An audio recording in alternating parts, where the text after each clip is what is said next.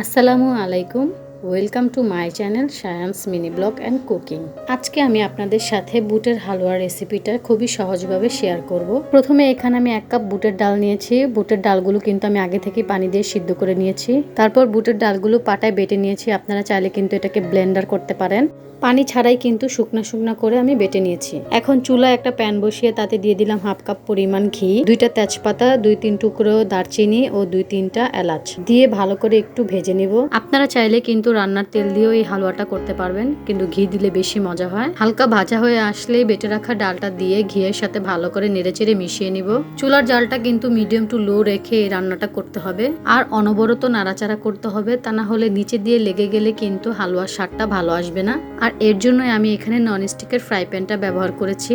ভালো করে মিশানো হয়ে গেলে এখানে আমি দিয়ে দিব 1 কাপের মতো চিনি। চিনিটা আপনারা আপনাদের নিজেদের স্বাদ অনুযায়ীও দিতে পারবেন। আর দিয়ে দিব স্বাদ মতো একটু লবণ, কারণ যে কোনো মিষ্টি জাতীয় কিছু রান্নার ক্ষেত্রে একটু সামান্য পরিমাণে লবণ দিতে হয়। চিনিটা দেওয়ায় কিন্তু ডালটা একটু নরম হয়ে আসবে। এই পর্যায়ে কিন্তু অনবরত নাড়াচাড়া করতে হবে। এই বুটের হালুয়াটা রান্না কিন্তু খুবই সহজ। এই হালুয়াটা অনবরত নাড়াচাড়া করতে হয় বলে হাতে একটু প্রেসার পড়ে, কিন্তু বানানো খুবই সহজ। এই বুটের ডালের হালুয়াটা কিন্তু কম বেশি সবাই পছন্দ করে, বিশেষ করে শবে বরাতে কিন্তু বেশি বানানো হয়। আপনাদের কাছে কোনটা বেশি ভালো লাগে, বুটের হালুয়া নাকি সুজির হালুয়া? অবশ্যই কমেন্টে জানাবেন। হালুয়া বানানোটা কিন্তু প্রায় শেষের দিকে। এখন এই পর্যায়ে আমি দিয়ে দিব 1/2 কাপ গুঁড়ো দুধ এবং ভালো করে মিশিয়ে নিব। রেসিপিটি আপনাদের কাছে কেমন লেগেছে অবশ্যই কমেন্ট করে জানাবেন। আর ভিডিওটি ভালো লেগে থাকলে অবশ্যই ভিডিওটিতে একটি লাইক করে চ্যানেলটিকে সাবস্ক্রাইব করে পাশেই থাকবেন। হালুয়াটা একদমই রেডি হয়ে গেছে। এখন আমি একটা ট্রেতে একটু ঘি মেখে নেব। তারপর একটু গরম গরম থাকতেই হালুয়াগুলো সব ট্রেতে সেট করে নিব। হাত দিয়ে চেপে চেপে একটু সমান করে নিব।